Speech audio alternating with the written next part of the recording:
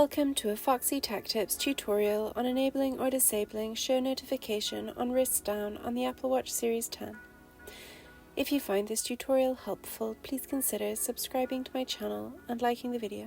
If you would like your watch to show your notifications even when your wrist is down, you can enable it in the settings. Follow the steps to learn how. Tap the digital crown to open the app menu. Then tap the settings cog to open settings. Scroll down and tap Notifications. Scroll down to tap to show notification on wrist down. Tap the toggle to enable the setting. When the toggle is green, your watch will show notifications when your wrist is down. You can scroll down and decide which notifications will be shown on wrist down. And that draws an end to this tutorial.